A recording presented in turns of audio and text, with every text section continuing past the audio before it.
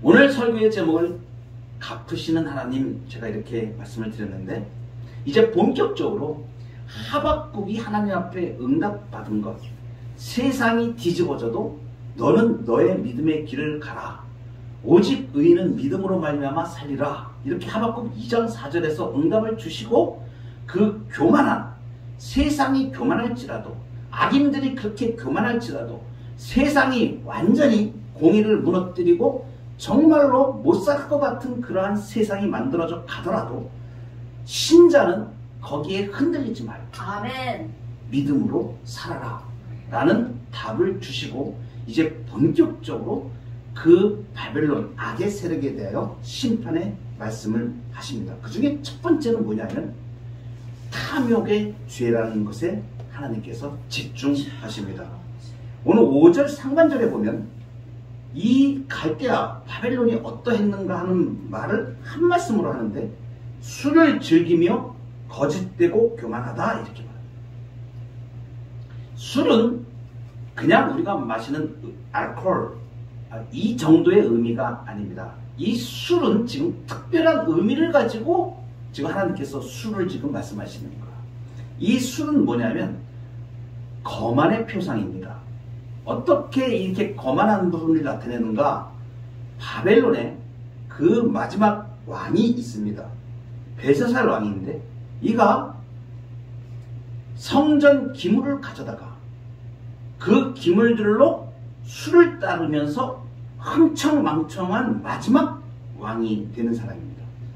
이 갈대아의 벨사살이 이렇게 하나님을 조롱하며 성전 기명에다가 술을 따른 것, 이 거만함을 지금 얘기하는 거예요. 하나님을 대적하며 이렇게 하나님을 조롱하는 이러한 거만함을 지금 술로 나타내고 있습니다. 바벨론은 향락과 태폐를 상징하는 이 술에 찌들어 살았으며 마침내 술로 멸망에 이르게 되는 것입니다. 여기서 거짓되고 교만하다 이렇게 나오는데, 이 말뜻은 우리가 교만이라는 것을 얘기를 할 때 교만하다 이렇게 얘기하면 그것은 내적인 부분을 많이 얘기합니다. 마음이 교만하고 심령이 교만한 것을 말합니다. 목이 굳은 것을 말하는 거죠. 그런데 여기서 지금 교만하다고 표현하는 것은 그 교만이 실제로 나타난, 외적으로 나타난 무례함을 나타내는 것입니다. 그러니까 교만의 외적인 반영으로 볼 수 있는 것이죠. 이것은 무엇을 나타내는가 하냐면, 바벨론 사람들이 자기들의 군사적인 힘을 믿고 하나님과 사람들 앞에서 무절제하고 악한 행위를 일삼는 것을 포괄적으로 표현하는 것입니다. 그러니까 아주 무례하고 악하고 악한 일을 저지르는데 조금도 얼굴색도 변하지 않고 아주 뻔뻔하게 일들을 행하는 강포한 이러한 상태의 사람들을 말하는 것입니다. 이러한 모든 이 교만함 이 안에 있는 그 근본은 무엇인가? 그것은 5절에 이어서 말씀하시는 스올처럼 자기의 욕심을 넓힌다 그랬습니다. 그러니까 이 바벨론의 그 사람들의 마음의 근저에 뭐가 있는 거냐면 탐욕이 있는 겁니다.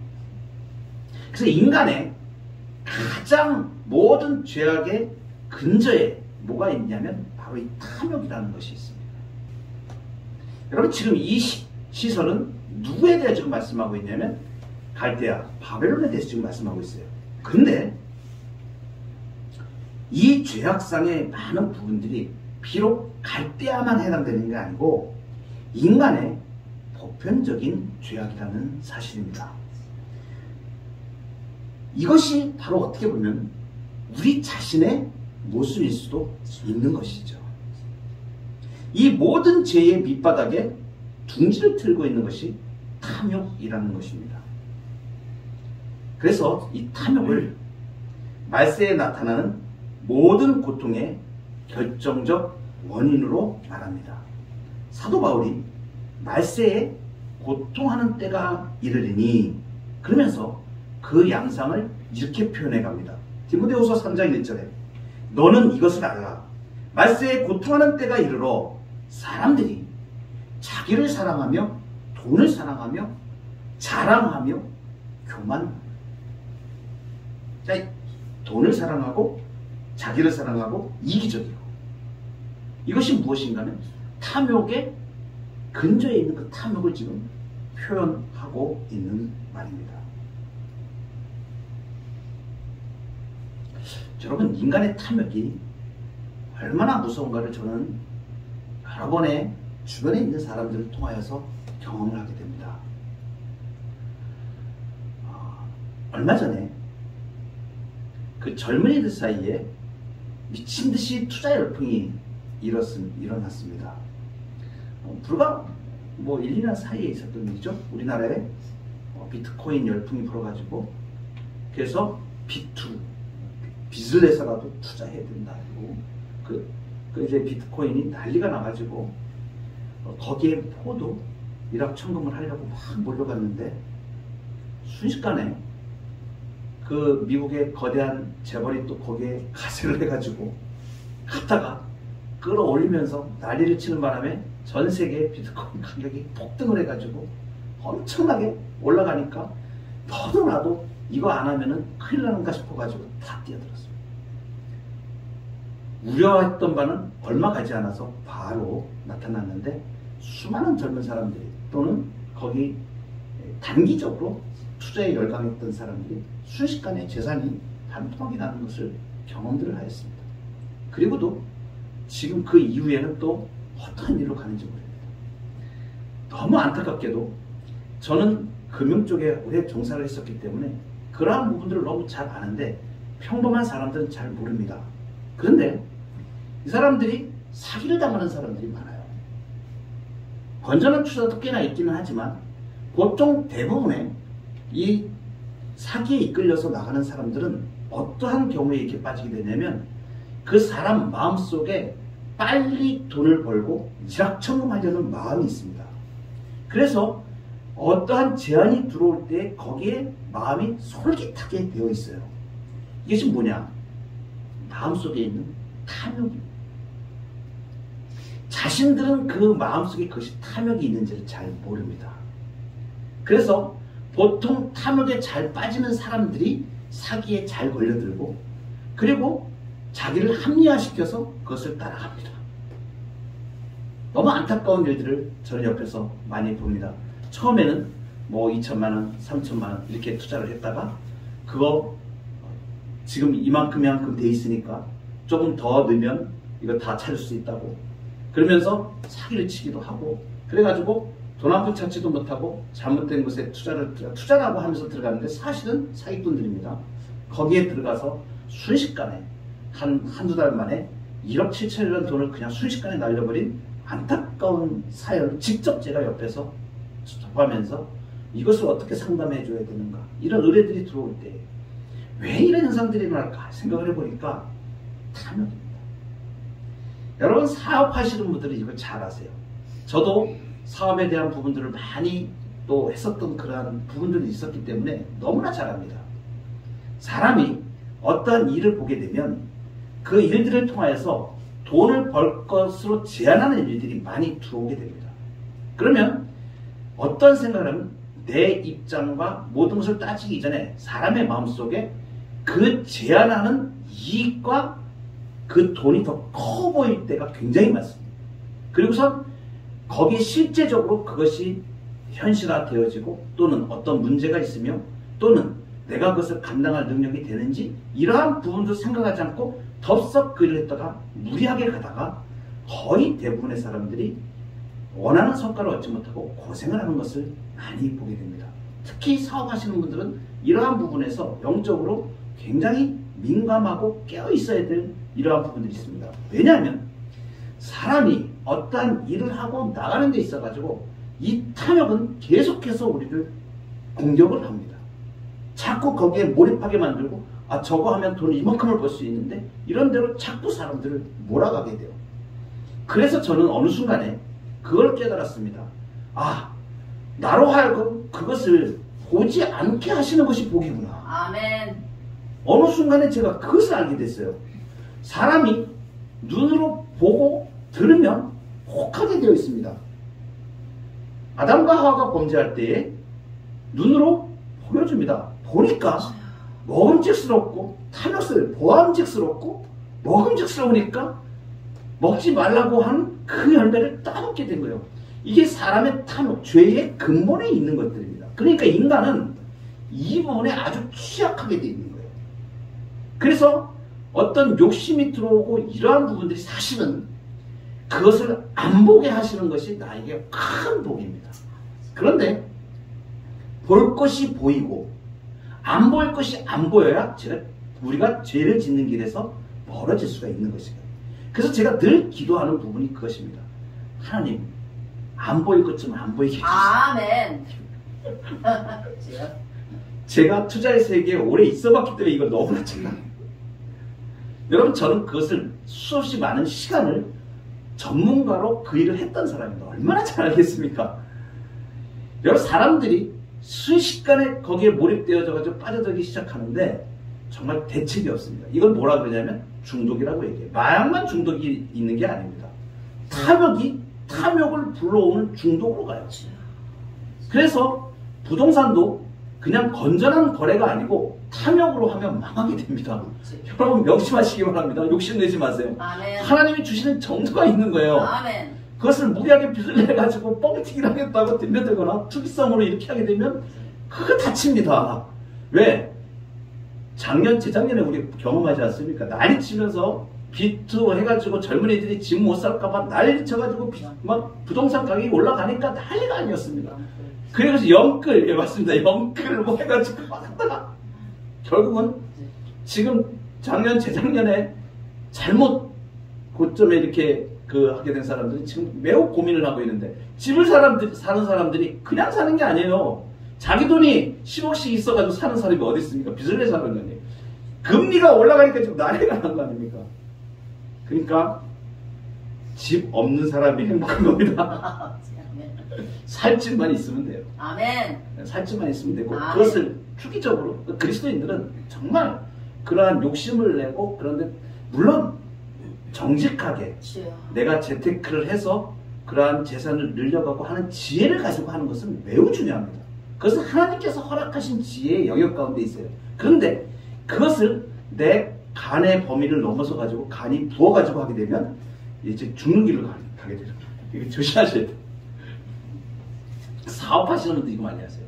그래서 무리하게 하셨다가 탐욕을, 이게 돈이요, 아주 이 돈을 사랑함이 일만하게 뿌리면, 돈이 일만하게 뿌리가 아니에요. 돈을 사랑함이 일만하게 뿌려요. 그건 뭘 말하는 거예요? 탐욕을 말하는 겁니다. 그래서 디모데전서에 이렇게 말씀하십니다. 부하려고 하는 자들은 시험과 올무와 여러 가지 어리석고 해로운 욕심에 떨어진다. 곧 사람으로 파멸과 멸망에 빠지게 하는 것이라. 돈을 사랑함이 일만 악의 뿌리가 되려니 이것을 탐내는 자들은 미혹을 받아서 믿음에서 떠나 많은 근심으로써 자기를 찔렀도다. 여러분, 돈이 없으면 시험에 빠집니다. 이 재물에 대해서 제가 그리스도인의 재정에 대해서 강의를 많이 하고 또 젊은이들에게 이러한 부분들을 크리스찬으로서 어떻게 성경적인 돈의 개념을, 재물의 개념을 가져야 되는가 하는 부분에 대해서 강의를 많이 다니면서 제가 느끼는 점이 있습니다. 가난한 사람은 가난함으로 시험에 빠집니다. 돈이 없으니까 그것 때문에, 상황 때문에 염려하고 근심하며 살아요. 돈이 많은 사람도 시험에 빠집니다. 어떻게? 이 돈을 지금 어떻게 지켜야 되나? 이것 때문에 고민합니다. 이거 금고에다 넣어놔야 되나? 이게 돈이 이렇게 많다 그래가지고 이게 금리가 막 변동을 하고 투자의 세계가 막 급변하면 이것을 어떻게 해야 되나? 이거 가지고 또 고민했거든요. 왜냐면 지키기 위해서 그렇게 합니다. 그러니까 우리가 운영하는 재물에 대한 것들을 사실은 그것이 내 것이 아니고 아멘. 하나님의 것인 것을 믿고 우리가 아멘. 운영할 수 있으면 그런 걱정과 근심에서 다 벗어날 수 있습니다. 그래서 제가 지지난주에 하나님의 자녀라는 요한복음 1장 12절 말씀을 가지고 설교할 때에 하나님의 자녀가 만물의 소유권이 있고 상속권이 있고 영원한 하늘의 보화를 소유한 자들이라는 것을 말씀드렸고, 그래서 가장 부유한 자라고 제가 말씀을 드리고 하나님의 자녀의 특권과 신분에 대해서 말씀을 드렸었습니다.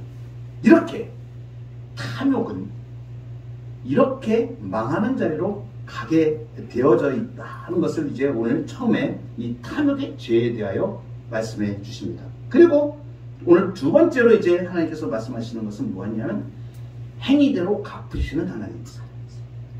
8절에 보면 네가 여러 나라를 노략하였으므로 그 모든 민족의 남은 자가 너를 노략하리니. 이 이기적 탐욕에 가득 찬 갈대아가 많은 나라를 침략하였습니다. 여러분 이 갈대아 신흥 바벨론 이 나라는 지역이 어느 지역이냐면 고대 근동의 메소포타미아 지역에서 일어난 나라입니다. 그 메소포타미아 지역의 비옥한 땅, 비옥한 초생딸 지역이라고 일컬어지는 그 땅이거든요. 굉장히 비옥한 땅입니다. 그래서 농산물이 풍부하고 작황이 풍년이 드는 그렇게 기름진 땅을 가지고 있는 넓고 아주 넓습니다. 그리고 비옥한 땅입니다. 그 땅을 주셨는데 그 땅에서 이 사람들은 자기들이 얼마든지 풍요로운 삶을 살 수가 있었거든요. 그런데 자신들의 차지한 땅으로 만족하지 못하고 다른 나라를 침략하여서 자기들의 것으로 삼으려고 하였습니다. 다른 나라를 약탈하면서 아무도 자기를 막을 수 없을 것이라고. 이것은 무엇입니까? 그야말로 욕심 중에 욕심이죠. 맹목적인 침략입니다. 남의 것을 강탈하는 것, 노략질하는 것입니다. 이렇게 노략질하는 사람들에 대하여 지금 8절 시작하는 게 그겁니다. 네가 여러 나라를 노략하였으므로 그 모든 민족의 남은 자가 너를 노략하겠다. 이것은 무엇입니까? 하나님께서 이 노략이 너희들이 아무리 강한 것 같지만 하나님께서 이미 그 끝을 정하여 두고 계셨다는 것을 말씀해 주십니다. 6절에서 보면 화 있을진저 자기 소유 아닌 것을 모으는 자여 언제까지 일겠느냐 이 말씀하십니다.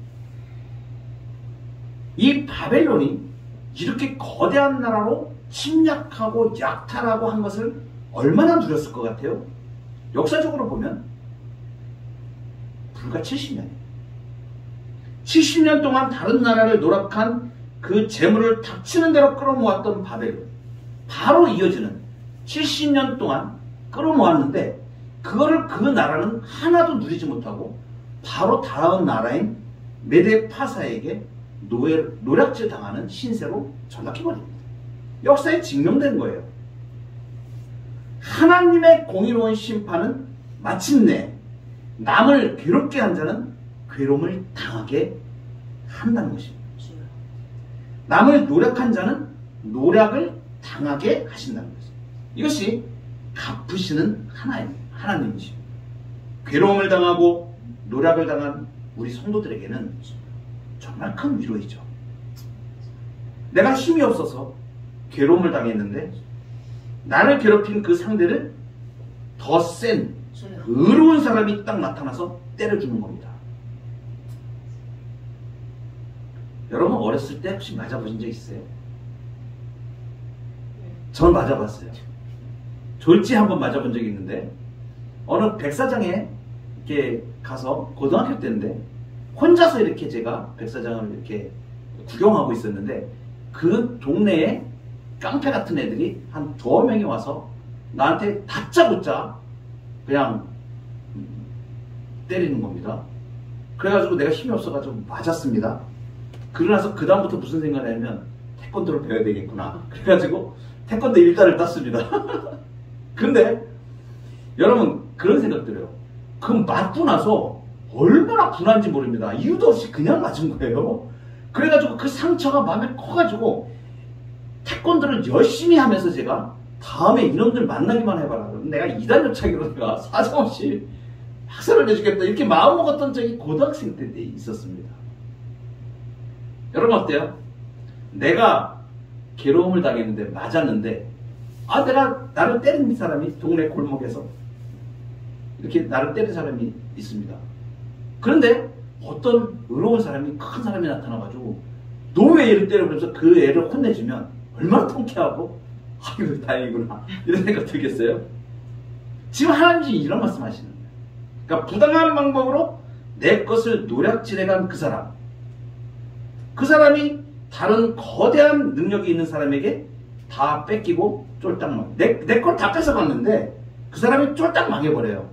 그러면 내가 내 것을 설령 돌려받지 않는다 그래도 내 원한이 맺힌 것이 얼마나 통쾌합니까? 그래 너 잘 망했어 이렇게 되거든요. 이게 뭐냐면 원한을 풀어주시는 거야 하나님. 그러니까 공의로우시다는 건 바로 이것을 말하는 거거든요. 그러니까 내가 우리 신자들이 부당하게 억울함을 당하고 그러한 일로 눌리고 맞고 노략질 당한 것에 대하여 하나님께서 반드시 이것을 갚으신다는 위로를 우리가 받을 수 있습니다. 그러나 다른 한편으로 내가 만약에 다른 사람의 것을 누락질하고 다른 사람 마음 아프게 한다면 그 보복을 내가 당한다는 거죠. 아멘. 그래서 우리는 어떠한 일을 당하더라도 내가 원수를 원수로 갚지 않고 그것을 누구의 손에 맡기는 겁니까? 하나님 손에 맡겨요. 하나님께서 해결하시더라고요. 그러니까 나는 내 손에 피를 묻히지 않는 겁니다. 여러분 이게 얼마나 중요하냐면 다윗이 하나님의 나라, 하나님의 왕국을 이루는 일에 칼을 들고 나가서 전쟁에 많이 치릅니다.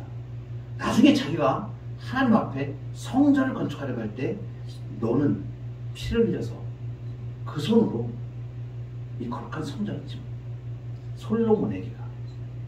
그러니까 내 손으로 보복하지 않고 내 원한을 누구에게 맡기는 거였어요? 하나님께 맡기는 것이 매우 중요한 것입니다.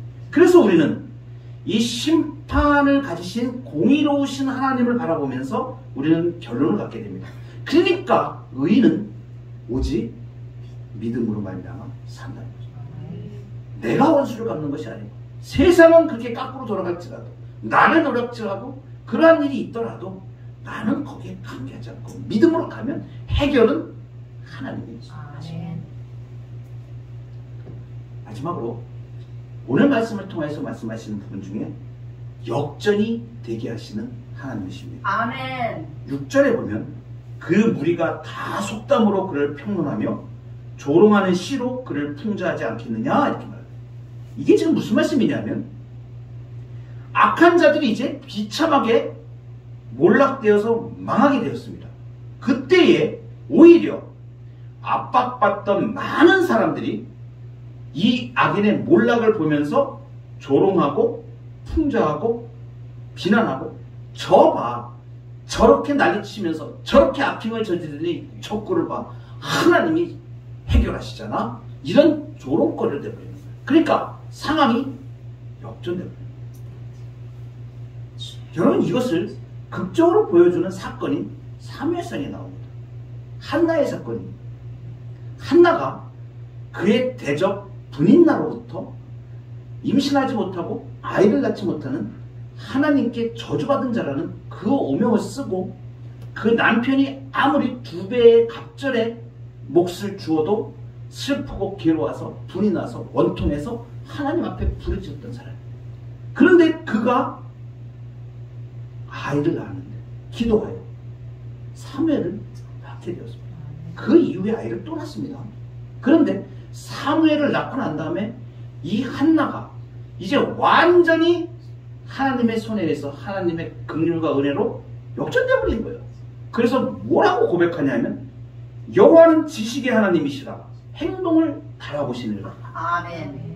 용사의 활은 꺾이고 넘어진 자는 힘으로 띠를 띠도다. 풍족하던 자들은 양식을 위하여 품을 팔고 줄이던 자들은 다시 줄이지 아니하고 전에 임신하지 못하던 자는 7을 낳았고 많은 자녀를 둔 자는 쇠약하도다. 역전돼 버린 거예요. 아멘. 분인 나하고 완전히 역전돼 버린 겁니다. 그래서 한나가 그 고백을 합니다. 기도로. 여호와는 죽이기도 하시고 살리기도 하시며 스올에 내리기도 하시고 거기서 올리시기도 하시는도다. 여호와는 가난하게도 하시고 부하게도 하시며 낮추기도 하시고 높이기도 하시는도다. 가난한 자를 진토에서 일으키시고 빈궁한 자를 거름더미에서 올리사 귀족들과 함께 앉게 하시며 영광의 자리를 차지하게 하시는도다. 놀랍지 않습니까? 하나님의 역전을 보게 되었습니다. 성도들은 이것을 믿는 사람들이에요. 우리 하나님은 그대로 우리가 당한 처지에서 우리를 거기에 놓아두지 아니하시고 역전시키십니다.